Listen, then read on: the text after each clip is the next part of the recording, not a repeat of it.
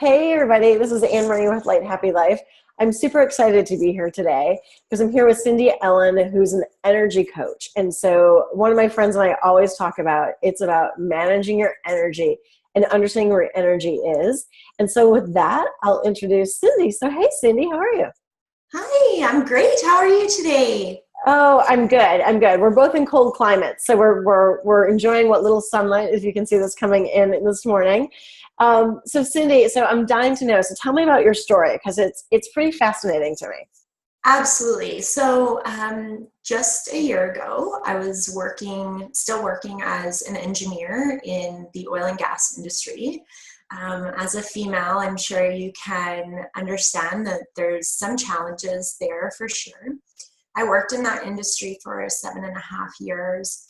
And I guess after dealing with a very sexist boss for about 2.5 years, I finally kind of found my voice. And I will say I opened my throat chakra and found the strength to begin to stand up for myself. That didn't go over very well with him. So of course that just started with some butting heads.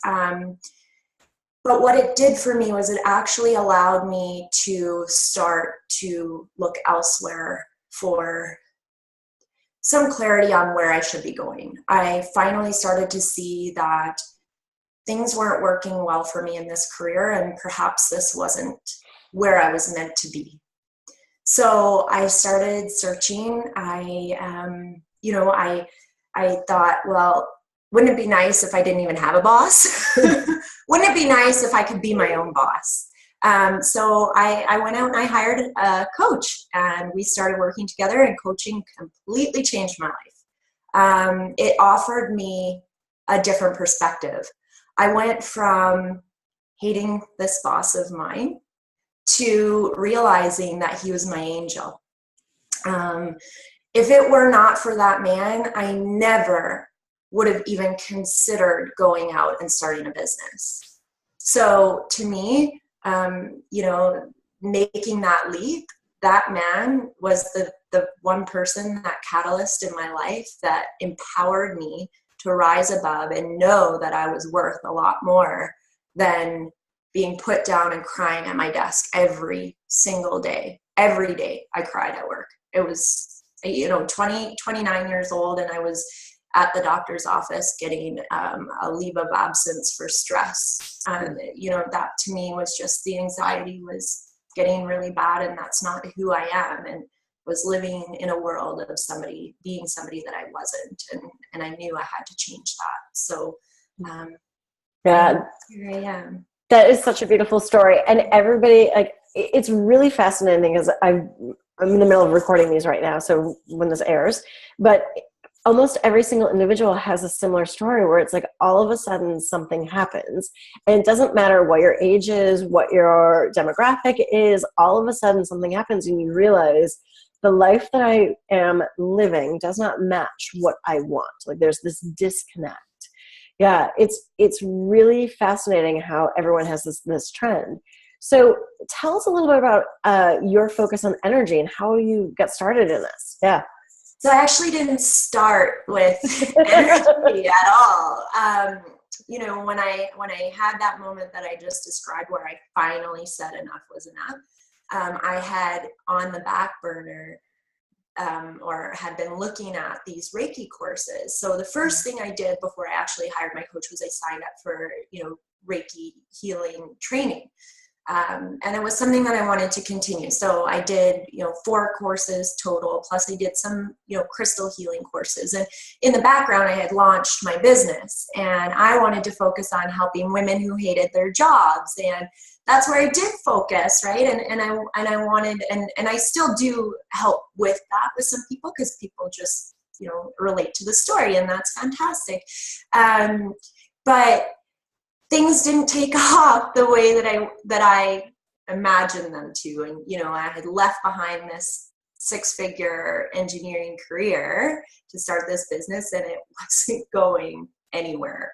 And I was kind of worried that my husband was going to make me go back to work, right? Because I wasn't making any money, and we still have life to support. So then I started looking at, okay, well, I am a Reiki master, so maybe I should start working on my energy. And I started working on my energy, and I started going to see healers as well, and going through that.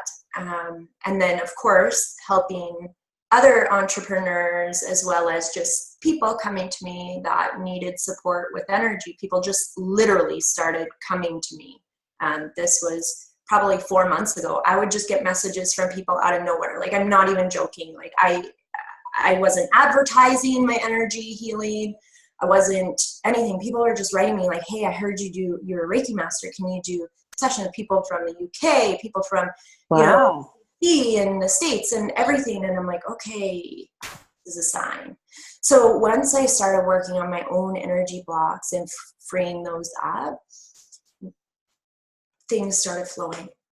It's amazing. Like it seemed like I'm not even really doing much of anything, and clients are coming to me. Things are flowing to me with ease. Like Lululemon called me up and asked me to do a talk at their, so things, when you are in the flow of what you're meant to be doing, things just align exactly for you. It still blows my mind, to be honest.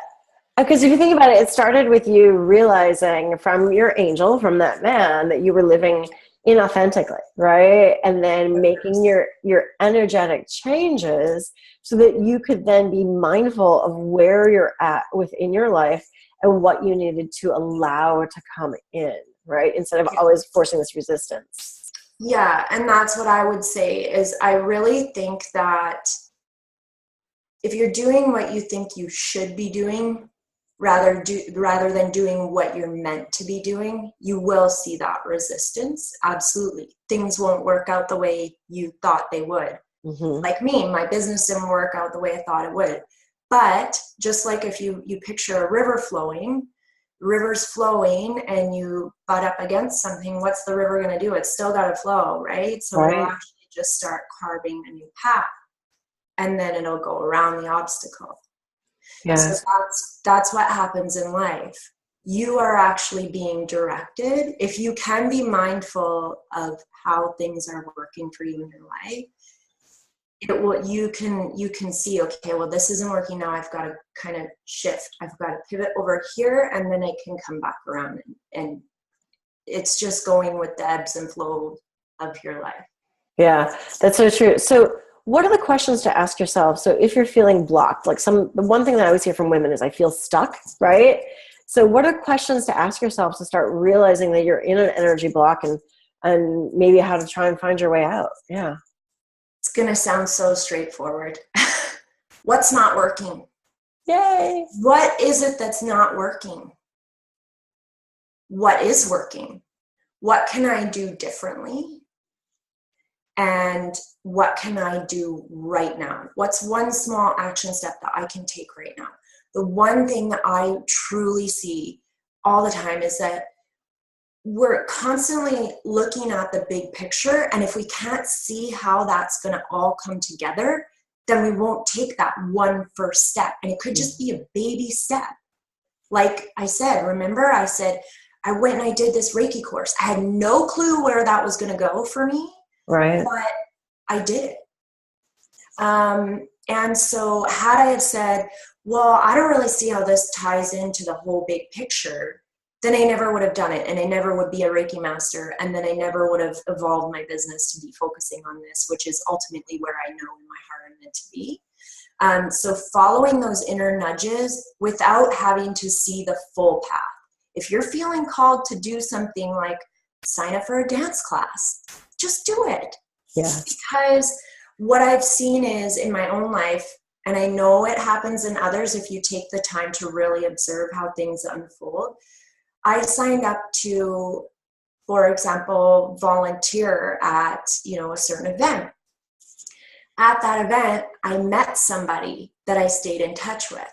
And then later on, that now has evolved into a beautiful friendship, and that has actually opened some doors for me for, opportunities for growth, personal development, but also connecting me now with some clients. So But had I have said, well, this volunteering thing, you know, what's in it for me? You know, I don't really feel like doing it, but I felt really called to do it. So it's really just getting real about what's working, what's not working, and really just following those inner nudges that are coming up and not needing an explanation for them. Yeah, like you have to become aware of, you know, I say it's like the signs are there, you just don't see them, right?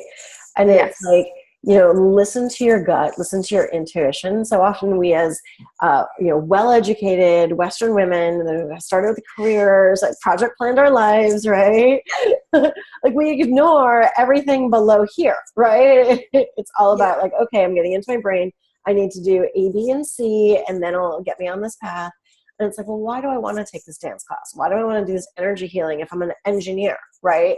Like you, exactly. And you don't know where this path will take you. And it might not create a business. It might, but it's something where you might also meet somebody who will help you out in a certain way, who will connect you with certain things. And in Light Happy Life, we have the Light Happy Life Lounge, and it's really fascinating to see how these women have started to connect.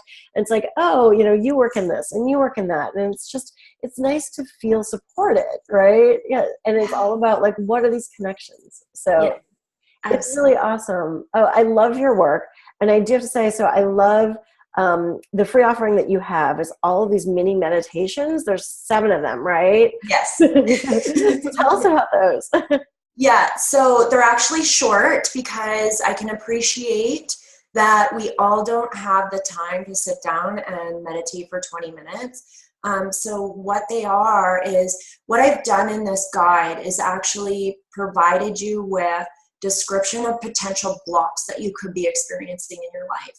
And so if you just click on those blocks, it's almost like a self-diagnosis, because let's be honest, we all love to self-diagnose, right? So go in there, you can actually look at descriptions of different blocks and be like, yeah, that's me, I'm experiencing that. And you just click it, takes you to a page that sort of explains what's going on and how that's affecting you.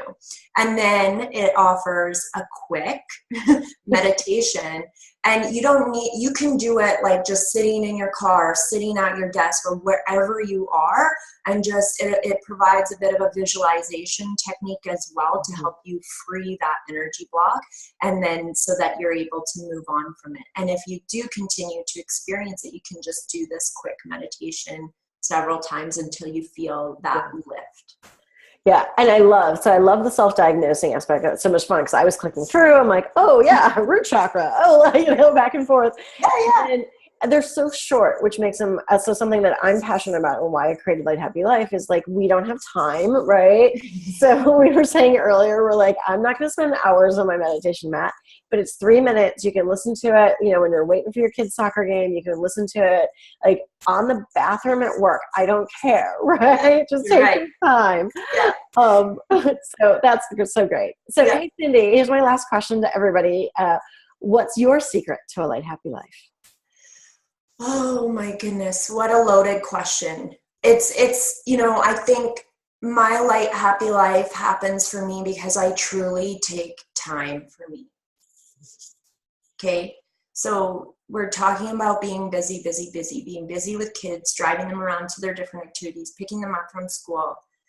And I think that can be a really important, a big part of our lives. And a lot of times we're so focused on putting everybody else before ourselves, but it's so important to take time for you. Yeah.